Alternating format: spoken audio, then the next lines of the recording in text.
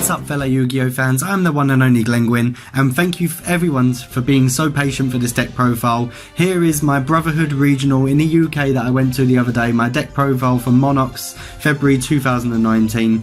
Boys and girls, if you do enjoy this video then please smash that like button. My last Monarch deck profile from last month got a ton of love and support from all you Monarch fans, so hopefully this one will be a hell of a lot better. There's a bit more spicier tech in this deck, and I'll tell you all about it at the very end in the final analysis.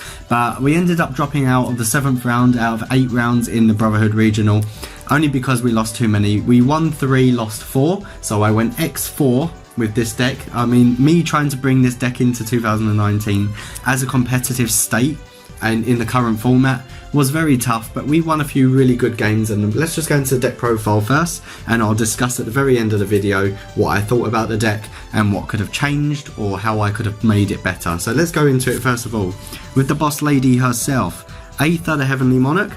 So all your Monarchs, if you didn't know already, are more for tribute summoning. So obviously you tribute summon for her, you send 2 Monarch spells or traps with different names from your hand or deck to the graveyard, and if you do, special summon 1 monster with 2400 or more attack or 2800 from the deck, but return it to the hand at the end phase. So Aether is only one off for one good reason, and if I could have played more of her, I would have. So basically her effect during your opponent's main phase is if it is in your hand, you can banish 1 Monarch spell trap card from your graveyard, and immediately after this effect resolves, tribute summon this card, and that is a quick effect. It works really well with escalation of the Monarchs, and it works really good with Monarch Stormforth. With Stormforth being back at 3, this deck can actually be used a lot better, and the synergy in the deck with the consistency is hell of a lot quicker also. But the next monster, obviously the next boss monster, is double Erebus the Underworld Monarch. A lot of decks that I've seen obviously run a lot of different ratios to mine, but this is what I prefer and this is how I like to play, so please do not dictate to me in the comment section what I should be playing, because I know this deck inside and out and I know how good it is, okay? So Erebus the Underworld Monarch, also for tribute costs, you send 2 Monarch spells or traps with different names from their hand or deck to the graveyard, i.e. always send for the Prime Monarch and always send Pantheism if you do not have them in hand already. So you send them to grave and obviously you can trigger off their effects, and this card allows you to shuffle 1 card from your opponent's hand at random, graveyard or their side of the field back into the deck. It is non-targeting, this card is amazing. The good thing about this card is even if you have it in the graveyard, during either player's main phase, you can actually activate his effect and bring back cards like Aether from the graveyard and just reset them, and all you have to do is dump a Monarch spell trap from your hand back into the grave to do it.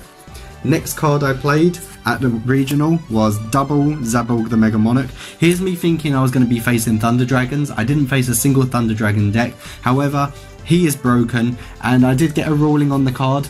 It does say in the effect that it says both players must send as many cards as possible from their extra deck. This is Monarch, so because we don't run an extra deck, it doesn't matter. It's voided.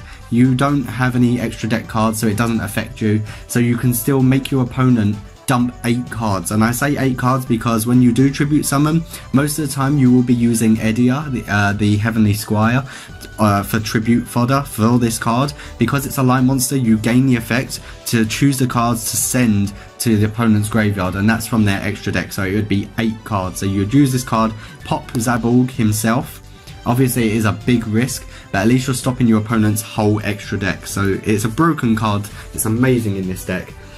My ratio is 1 Delg, 1 Karaz. So obviously both are very searchable, and obviously the good thing about this is their effects are not once per turn, so you can special summon this or normal summon them as much as you like in that turn. Good thing is, I know a lot of people play 2 Karaz, I play 1 Delg, 1 Karaz. There was a last minute split decision. Obviously Delg is so good because you can actually remove 2 cards from your opponent's graveyard. That's great. It works like a call by the grave. It doesn't negate effects, so please do not use this against Sky Strikers or Thunder Dragons. I recommend that you run this in going, like, if you see those 2 decks, do not run Delg, okay? Otherwise you're dumping cards like Sky Striker, Mobilize Engage, or you're dumping Thunder Dragon monsters to the graveyard, because once you do remove 2 cards or up to 2 cards, your opponent has to send the top 2 cards from their deck to graveyard with Delg. With Karaz, self-explanatory. When its card is normal or special summoned, you can target up to 2 cards on the field, and for each card destroyed, the owner or controller of those cards would draw those 2 cards. So really good to pop your own cards. Stuff like Prime Monarch can go to graveyard and you can draw cards off of that. My win condition of the deck at the weekend was triple Majesty's Fiend, searchable off return of the Monarchs. And the good thing about this card is it literally locks out your opponent's Danger Turbo decks. It locks everything out. Unfortunately, I did lose to Danger Turbo, but I will go back into that in the final analysis at the end of the video. Obviously, sometimes you just don't find this card at any time in the deck, and sometimes you can brick, or it's just things that happen. You know, your shuffle is everything, and if you don't have certain cards, your deck doesn't work the way you want it to. It can be very frustrating, but triple Majesty's Fiend, very good, searchable, broken card. I'm not sure why it's not forbidden, because it does shut down a lot of decks, especially with Domain on the field. If you have Domain of the True Monarchs on the field, and you have this, and Monarchs Erupt, you win the duel. Your opponent's not getting around you, unless of course they're going to kaiju you, which is very annoying. But that never happened to me. Spicy Tech. Last minute decisions also.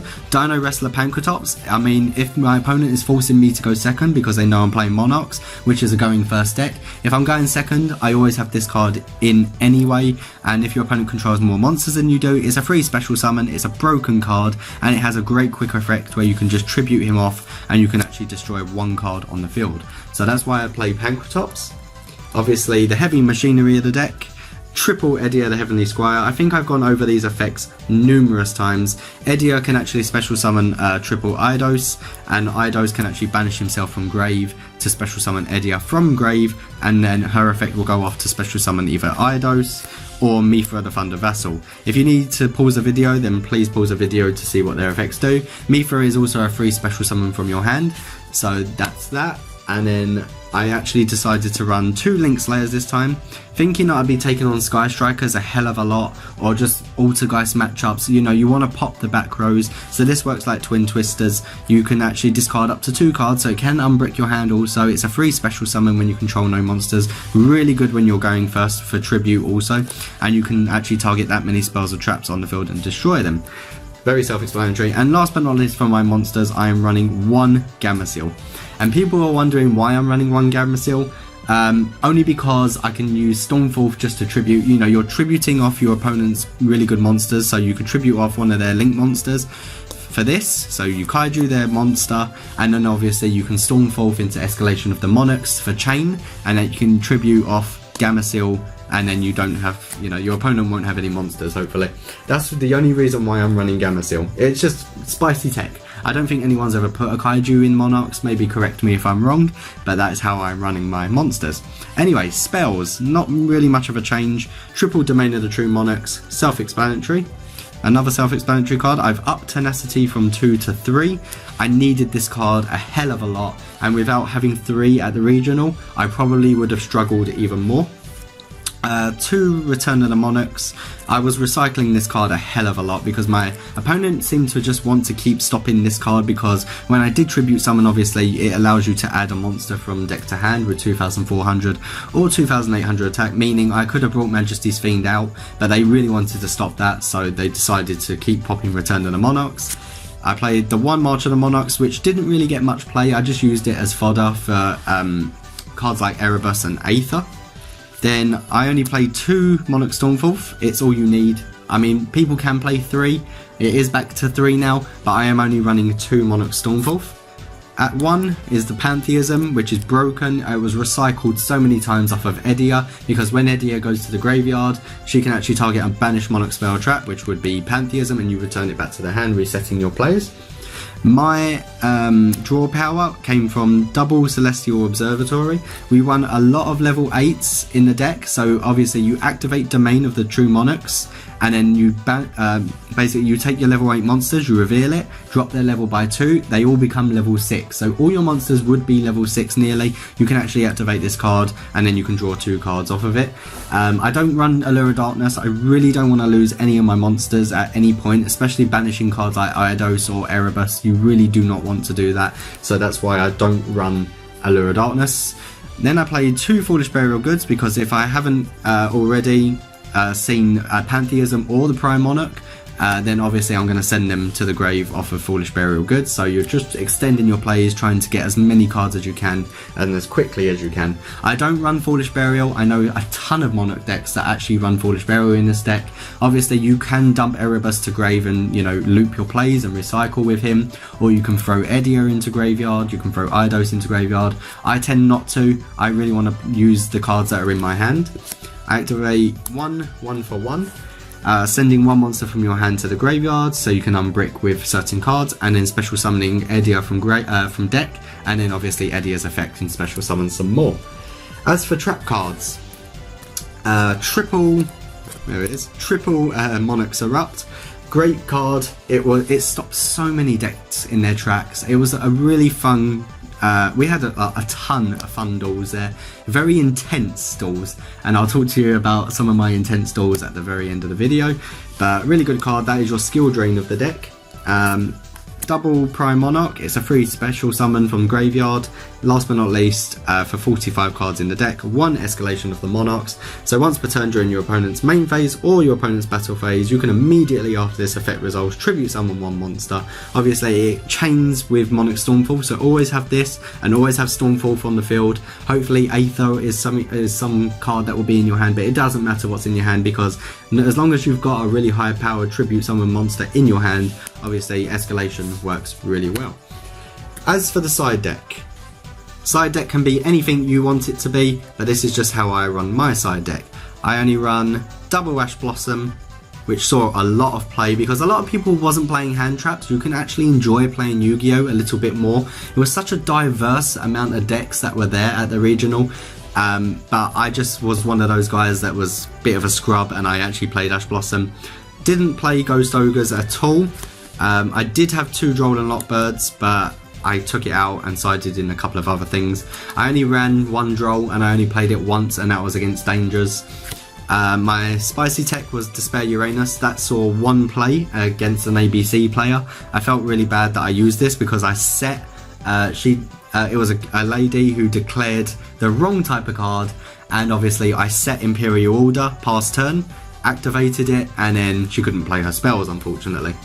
I've decided to side Called by the Graves. I was main decking Called by the Grave, but I never actually used this card. Like, my opponent didn't stop me once. Like because there was no hand traps, this card was just a waste of time to put in the deck. 1 Hatrunade in case there was Sky Strikers, didn't go against Sky Strikers. 1 Twin Twisters, didn't really use that either because I had Link Slayers. 1 Imperial Order was used a lot. 1 Soul Drain was used in certain matchups, especially against Light Swarms. 1 Solemn Judgment, 1 Solemn Strike, and last but not least, a Solemn Warning.